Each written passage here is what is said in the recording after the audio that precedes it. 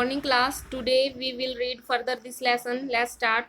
India's contacts with the world have continued through the ages, but her relationship through the land routes are much older than her maritime contacts. Bharat का जो विश्व के देशों के साथ संपर्क है वो बहुत युगों पुराना है, परंतु जो समुद्री जलमार्ग की अपेक्षा भूभाग से होकर था, वो है भूभाग से होकर जो संबंध था वो है। The various passes across the mountain in the north have provided passage to the Asian traveller while the ocean restricted such interactions for a long time. उत्तरी पर्वतों के दर्रों से अनेक जो यात्री हैं वो प्राचीन काल में इंडिया में आए और समुद्री मार्ग बहुत समय तक उनको पता ही नहीं थे। These routes have contributed in the exchange of idea.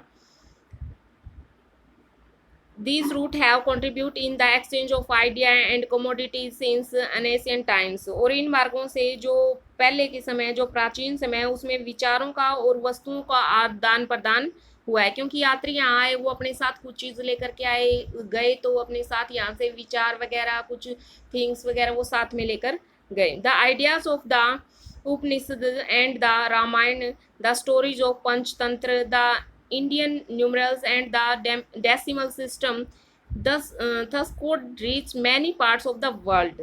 Bharat का जो पश्चिम मध्य और पूर्वी एशियाई तथा एशिया के जो पड़ोसी देश हैं उनके साथ एक बहुत ही गहरा संबंध है। इसी प्रकार के जो उपनिषद हैं उपनिषद के जो विचार हैं, रामायण है, पंचतंत्र की जो स्टोरीज हैं, जो एक प्रकार का डेसिमल सिस्टम है यहाँ का, और जो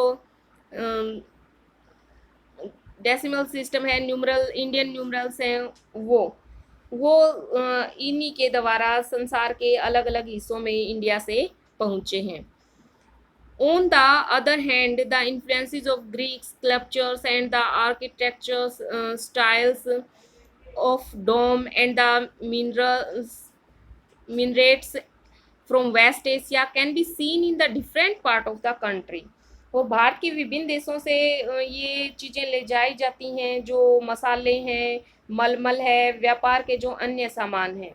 और इसके अपोजिट यूनानी जो स्थापत्य कला है, एक प्रकार का जो यूनानी एग्रीकल्चरल स्टाइल है वो, और पश्चिमी एशिया की जो वास्तुकला है वो, उसके प्रतीक मीनारों और गुंबदों का जो प्रभाव है हमारे देश के विभिन्न भागों में देखा जाता है। जो डोम्स वगैरह आजकल भी घरों में बनाए जाते हैं, एक स्टाइल होता है यूनानी शैली जिसको हम बोलते हैं, उस तरीके से।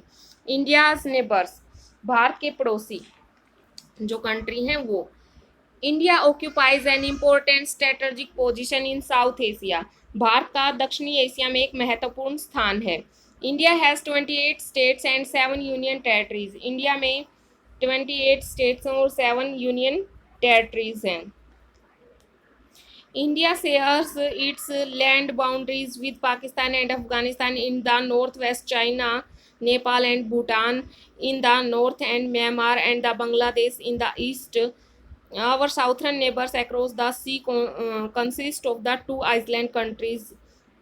इसमें बताया गया है कि भारत की जो भूमि की जो बाउंड्रीज जो सीमाएं लगती हैं, जो बाउंड्रीज लगती हैं वो उत्तर पश्चिम में पाकिस्तान से और अफगानिस्तान के साथ, और उत्तर में चीन, नेपाल और भूटान के साथ वो तिब्बत भी इसमें दिया गया है, लगती हैं।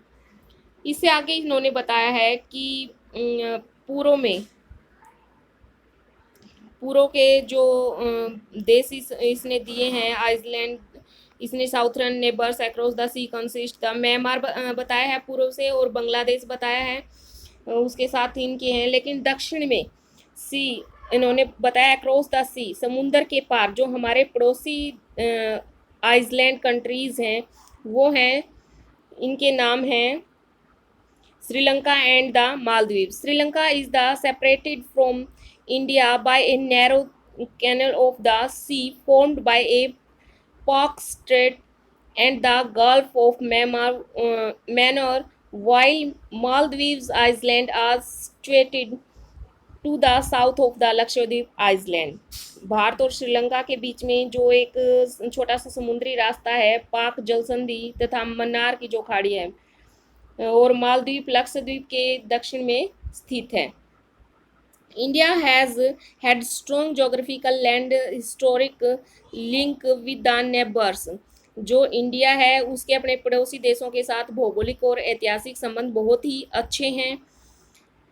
Look at the physical map of Asia in your Atlas. आपके एटलस में जो फिजिकल मैप है एशिया का उसमें देखिए कि India stands apart from the rest of Asia.